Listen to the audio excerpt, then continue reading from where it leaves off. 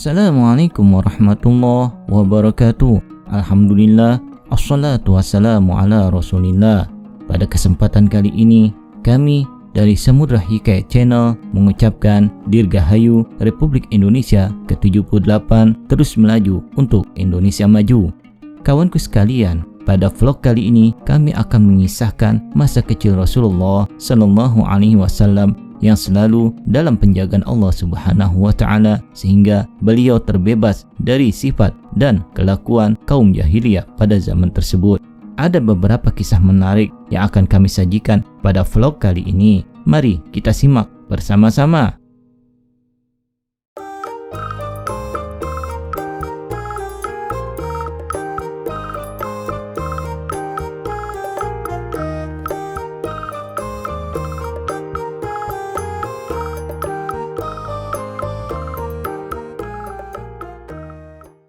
Rasulullah Shallallahu Alaihi Wasallam berada dalam asuhan ibu susuannya yang bernama Sayyidah Halimah As-Sa'diyah selama 4 atau 5 tahun. Setelah itu, beliau kembali ke pangkuan ibu kandungnya, Sayyidah Aminah binti Wahab radhiyallahu anha. Sayyidah Aminah adalah istri yang setia terhadap suaminya. Setelah suaminya wafat, beliau masih menziarahi makamnya yang berada di kota Yathrib yang sekarang dikenal dengan nama Madinatul Munawwarah. Sayyidah Aminah rela menempuh perjalanan sejauh 500 km untuk berziarah ke makam suaminya. Ia ditemani Muhammad kecil yang masih berusia 6 tahun dan seorang pembantu yang bernama Ummu Aiman. Sesampainya di kota Yathrib, Sayyidah Aminah menetap di sana selama 1 bulan. Namun naas, saat perjalanan pulang menuju kota Mekah, Sayyidah Aminah sakit di tengah perjalanan hingga akhirnya menghembuskan nafas terakhir di daerah yang bernama Abwa yang letaknya di antara Mekah dan Yathrib. Muhammad kecil yang sudah ditinggal sang ayah sejak di kandungan, kini di usianya yang masih sangat belia juga harus rela melepas kepergian ibunda tercintanya. Ibnu Ishaq berkata, meriwayatkan kepadaku Abdullah bin Abu Bakar bin Muhammad bin Amr bin Hazm, sesungguhnya ibu Rasulullah Sallallahu Alaihi Wasallam, Sayyidah Aminah, wafat di Al-Abwa, perkampungan antara Mekah dan Madinah. Pada saat beliau masih berusia 6 tahun, Sayyidah Aminah bersama Rasulullah datang ke paman beliau dari Bani Adi bin Najjar untuk bersilaturahmi. Kemudian Sayyidah Aminah meninggal dalam perjalanan pulang bersama Rasulullah ke kota Mekah. Menurut Ibnu Al-Qayyim Al-Jauziyah, bahwa Rasulullah Sallallahu Alaihi Wasallam belum sempurna berusia 7 tahun saat ibundanya Sayyidah Aminah meninggal dunia. Dalam kitab Zadul Ma'ad, beliau berkata sebagai berikut, tidak ada perbedaan di kalangan para ulama bahwasanya ibunda Rasulullah Sallallahu Alaihi Wasallam wafat di kota antara Mekah dan Madinah di kampung Al-Abwa sekembalinya dari Madinah setelah berziarah ke pamannya. Nabi Muhammad Sallallahu Alaihi Wasallam waktu itu belum mencapai usia 7 tahun. Muhammad kecil dibawa pulang oleh sang kakek Abdul Muttalib. Setelah kedua orang tua beliau sudah tiada, ia diasuh oleh sang kakek tercinta. Abdul Muttalib memahami betul semua ini terlalu berat untuk anak sekecil Muhammad. Beban duka yang dialaminya teramat mendalam. Dengan penuh kasih sayang, sang kakek merawat Muhammad kecil, bahkan kasih sayangnya melebihi kasih sayang yang dicurahkan untuk anak-anaknya sendiri. Dikisahkan bahwasanya Abdul Muttalib memiliki singgasana khusus berupa permadani yang terletak di bawah naungan Ka'bah. Sebagai rasa hormat pada Abdul Muttalib, tak ada satupun dari anak-anak yang berani menduduki tempat sang ayah. Suatu ketika Muhammad kecil menduduki tempat itu. Melihat hal tersebut, para pamannya mencegah. Tapi bukan Muhammad kecil yang kena marah, justru paman-pamannya yang mendapat teguran dari Abdul Muttalib. Jangan kau ganggu cucuku. Demi Allah, sesungguhnya suatu saat dia akan menjadi orang besar, tegas sang kakek kepada anak-anaknya. Abdul Muttalib pun duduk bersama Muhammad kecil di tempat itu sambil mengusap-ngusap punggung cucunya dengan tangan penuh kelembutan dan kasih sayang.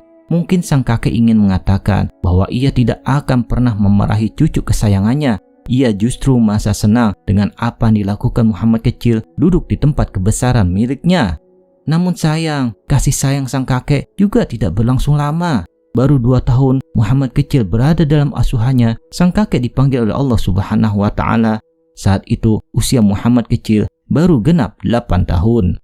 Ibnu Ishaq berkata bahwa Al-Abbas bin Abdullah bin Ma'ad bin Al-Abbas berkata kepadaku dari sebagian keluarganya, Abdul Muttalib meninggal dunia pada saat Rasulullah Shallallahu Alaihi Wasallam berusia 8 tahun. Setelah Abdul Muttalib wafat, pengelolaan sumur Zamzam dan pemberian air minum kepada jamaah haji dilanjutkan oleh Abbas bin Abdul Muttalib, orang paling muda di antara saudara-saudaranya. Sempurnalah sudah kesedihan Muhammad kecil setelah sang ayah sudah pergi saat masih dalam kandungan, disusut ibunda tercintanya pada saat usia 6 tahun, dan kini kakek yang teramat menyayanginya juga harus ikut pergi.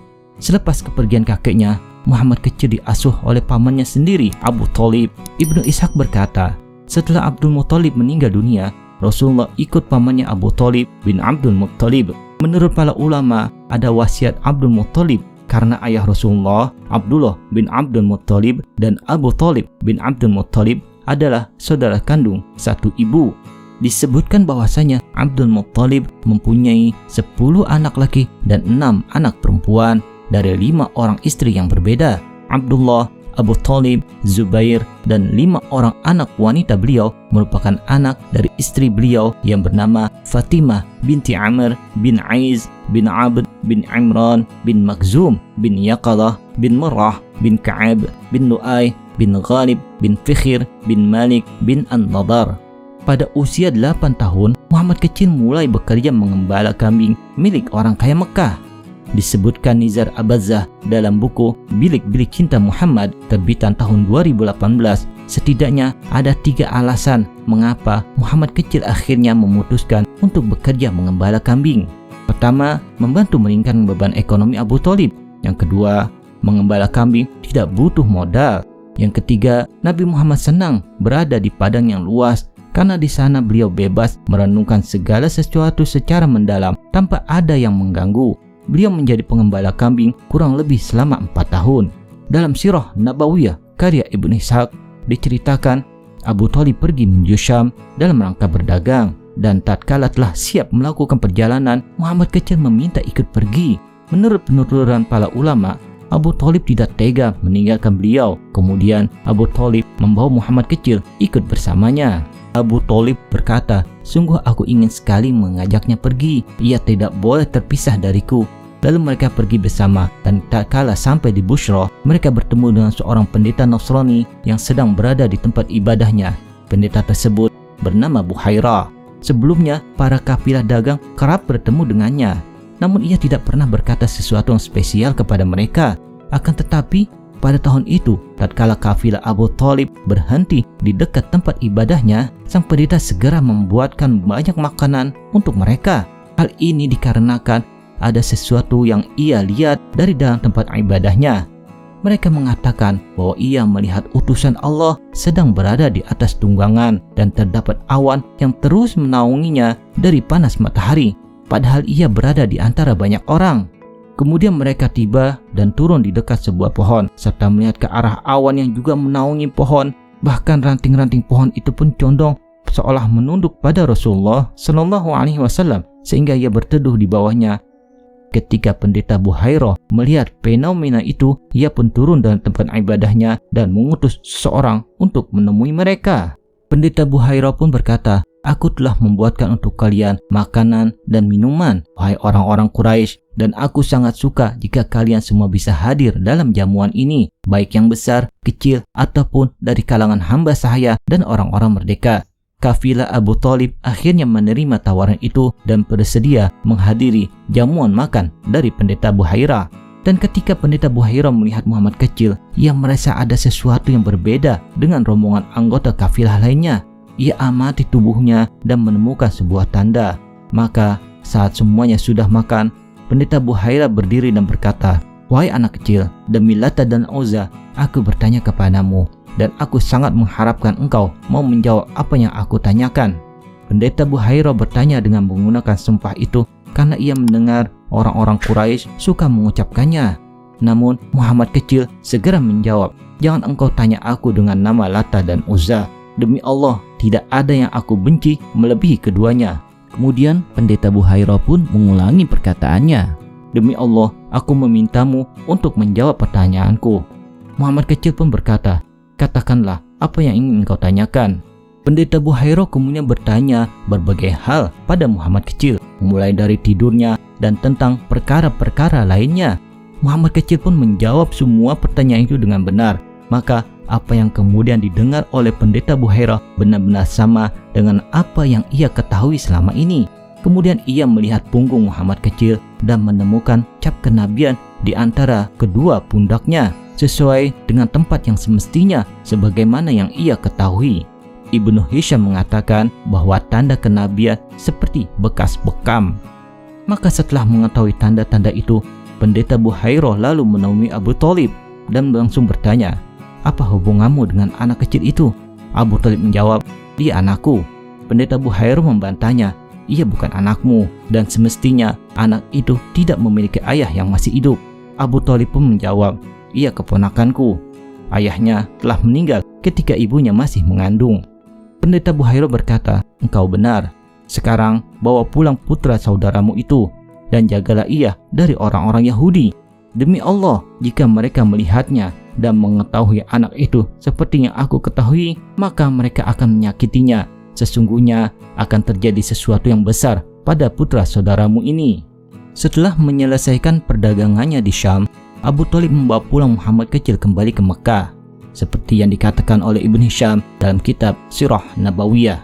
Ibn Ishaq berkata, banyak orang mengatakan bahwa Zurair, Tamam, dan Daris, mereka adalah ahlu kitab, juga melihat pada diri calon Rasulullah persis seperti apa yang dilihat oleh pendeta Buhairah kala beliau sallallahu alaihi wasallam dalam perjalanan bersama pamannya Abu Thalib.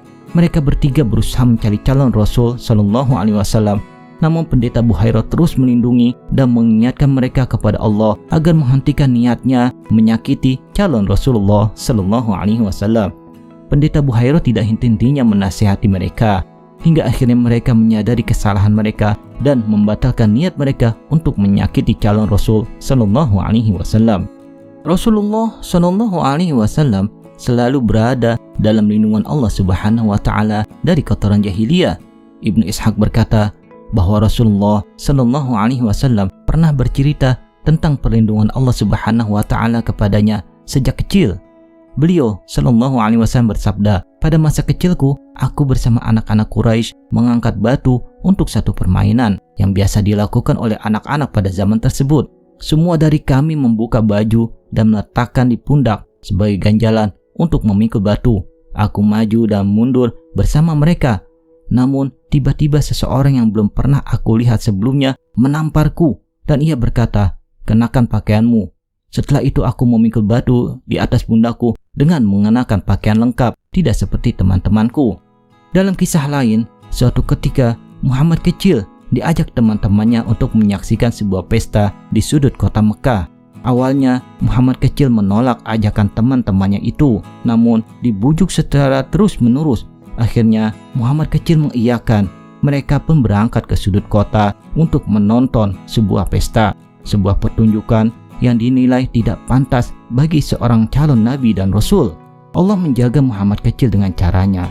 Ketika sampai di tempat acara, Muhammad kecil mengantuk dan akhirnya tertidur pula sehingga mata dan telinganya terbebas dari pertunjukan buruk ala jahiliyah. Pada saat matahari terbit dan tempat pesta sudah sepi, Muhammad kecil baru terbangun. Ibnu Abbas radhiyallahu an berkata, Ummu Aiman bercerita kepadaku, sebelum Islam datang, masyarakat Arab umumnya menyembah berhala. Ada beberapa berhala yang begitu dikultuskan daripada yang lainnya. Salah satunya berhala yang bernama Bawanah. Sampai-sampai masyarakat Arab membuat sebuah hari raya khusus untuk menghormati Bawanah. Muhammad kecil hidup dalam tradisi dan budaya seperti itu, di mana masyarakatnya menyembah berhala. Kerabatnya sebagian besar juga melakukan hal yang sama. Diceritakan bahwa pada suatu hari, ketika Muhammad kecil diajak oleh paman dan bibinya untuk menghadiri hari raya Bawanah, karena sungkan untuk menolak, akhirnya Muhammad kecil ikut bersama paman dan bibinya dengan terpaksa. Lagi-lagi Allah Subhanahu wa taala menjaga Muhammad kecil dari perbuatan maksiat dan tidak pantas. Pada saat tiba di tempat acara ritual, Muhammad kecil tiba-tiba merasa ketakutan hingga wajahnya pucat dan tubuhnya gemetar. Akhirnya ia menjauh dari kerumunan. Setelah mendapatkan penjelasan dari Muhammad kecil, yakni ia melihat sosok yang menakutkan dan mendorongnya ke belakang. Setiap kali mendekati berhala, sosok tersebut selalu menyuruhnya untuk pulang dan jangan pernah menyentuh berhala tersebut. Akhirnya paman dan bibinya pun membiarkan Muhammad kecil jauh-jauh dari berhala. Muhammad kecil pun akhirnya tidak lagi mengikuti ritual Hari Raya Bawana. Demikian kisah masa kecil Rasulullah Sallallahu Alaihi Wasallam yang selalu berada dalam penjagaan Allah Subhanahu Wa Taala. Hal tersebut dilakukan agar ketika beliau Sallallahu Alaihi Wasallam berdakwah kelak setelah diangkat menjadi Rasul di usia 40, para musyrikin Mekah yang selalu menentang dakwah beliau Sallallahu Alaihi Wasallam tidak bisa menyerang pribadi Rasulullah Sallallahu Alaihi Wasallam di kala masa kecil dan remaja. Wallahu a'lam bishawab. Terima kasih telah menonton, semoga bermanfaat. Mohon maaf atas segala kekurangan. Assalamualaikum.